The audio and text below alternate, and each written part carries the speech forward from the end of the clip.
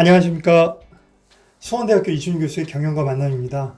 오늘도 유익한 내용들이 여러분들께 잘 전달될 수 있도록 노력하겠습니다. 본 방송도 1부, 2부로 나눠서 진행할 예정인데요. 1부는 문제를 찾았는데 그 문제를 프레임하고 다시 재정의해야 되는 이유에 대해서 설명드리려고 합니다. 2부는 커네빈 프레임워크를 통해서 실질적으로 필요한 시장의 문제를 찾는 방법에 대해서 이야기해 볼 건데요. 여러분은 늘상 어려운 문제를 해결하는 데 익숙해져 있어서 주어진 문제를 묘사하는 것도 놀라울 정도로 상당히 정확하게 전달이 가능하다고 합니다. 이건 개인적 이야기가 아니라 심리학자들의 이야기이기도 합니다. 그런데 문제를 쪼개고 정리하는 방법은 사실 서툽니다. 종종 이러한 습관으로 중요한 문제를 발견하지 못하다 보니 잘못된 문제를 가지고 심지어 존재하지도 않은 문제로 사업을 시작하는 분도 계십니다. 그림에서 보시면 2020년에 행안부 주최로 전통시장의 문제를 가지고 대국민 아이디어 공모전이 있었습니다. 전통시장의 현장 결제를 효율적으로 할 수 있는 방안으로 상금이 무려 3천만 원이었는데 여기서 재밌는 것은 해결 방안이요. 디지털 기술 등을 활용하여 과제를 해결하라라는 미션이 있었습니다. 그래서 결과적으로 당선작은 시장 입구에 바닥 조명으로 제로페이가 설치되어 있고 그 다음에 제로페이 QR코드가 설치되어 있는 시장에 상인증 배포를 통해 온라인 장보기 앱 사용과 제로페이를 같이 사용할 수 있다는 건데요. 이러한 해결 방안이 최우수상을 수상되었습니다. 여러분 이해가 되는지 모르겠습니다. 저는 사실 좀 이해가 좀 안 되는 문제이기도 한데요. 디지털 제로페이를 사용한다. 취지는 좋습니다. 그러나 처음부터 문제 출제가 좀 잘못된 게 아닌가 생각이 듭니다. 여기서 이런 말이 떠오르는데요.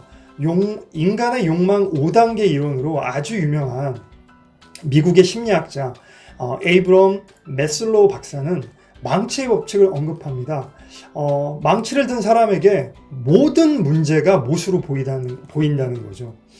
문제를 올바르게 관찰하기 위해서는 데이비드 휴미나 로저스, 이건 등 많은 학자들이 공감의 필요성을 주장하였습니다. 문제를 발견하기 위해서는 공감이라는 것이 중요하잖아요. 공감을 분류하면 다른 사람들이 어떤 감정을 이해하는지 어떤 인지적 공감, 그들의 감정을 어떻게 느끼는지 어떤 정서적 공감, 그들의 경험을 개선하고 싶은 마음, 공감적 배려 방식 이런 것들이 있습니다. 문제를 해결하는데 공감을 기록해야 하는 이유는 사실 지난 40년 동안 심리학자들이 공감을 측정하고 수만 명의 데이터를 수집을 하고 그걸 분석을 해서 이제 데이터를 DB화 시켰는데요. 점점 갈수록 공감이 꾸준히 감소하고 있다고 합니다. 21세기의 감소는 특히 더 심해졌고 재미있는 통계로 2009년에 공감의 능력이 평균적인 사람들이 2079년 사람들보다 75%가 공감 능력이 떨어지는 연구 결과도 있었습니다.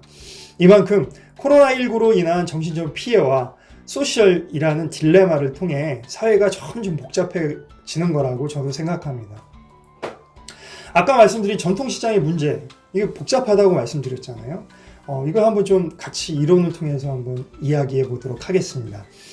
1930년대 심리학자 쿠르트 레비는 인간의 행동의 이론을 제시하였는데 사람들은 심리적인 힘, 마음이죠. 이유로 지배된다고 하는데 이것을 접근 동인과 회피 동인으로 정의하였습니다.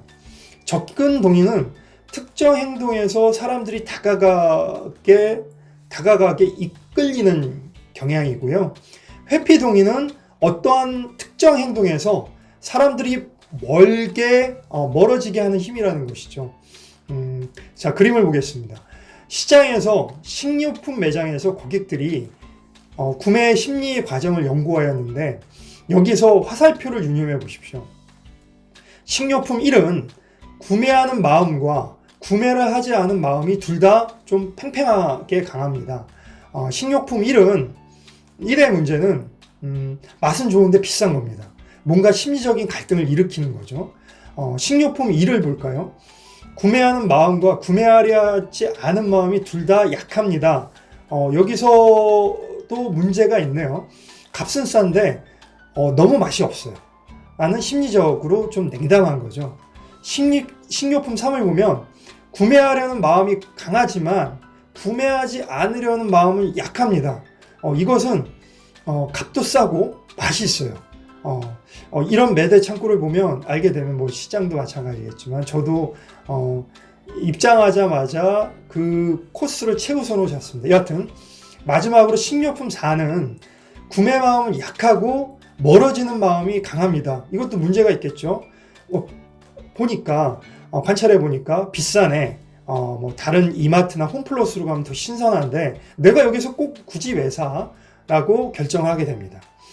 여기서 심리학자 레비는 이러한 인간의 구매 채널, 오래전부터 느끼는 자신의 감정을 나타낸다고 주장하고 있습니다. 식료품에서 보면 문제가 아까 세 가지가 도출되었는데 여기서 보면 이제 정보통신 기술이 발전되고 초연결사회 등 과학 기술이 발전되면서 사회 문제는 급속도로 문제가 상승되고 있습니다. 특히 요즘은 코로나19 대면 만남이 줄다 보니 공감 능력도 떨어지고 문제를 분류하고 재정해야 하는 시야가 점점 좁아질 수밖에 없다고 생각합니다. 저도 이런 부분은 매우 공감합니다. 그러면 먼저 본격적으로 해당 문제를 리프레임하려면 이해관계자를 파악하는 방법을 추천드립니다. 이 영상은 프로블럼 2를 통해서 연이어서 방송하도록 하겠습니다. 감사합니다.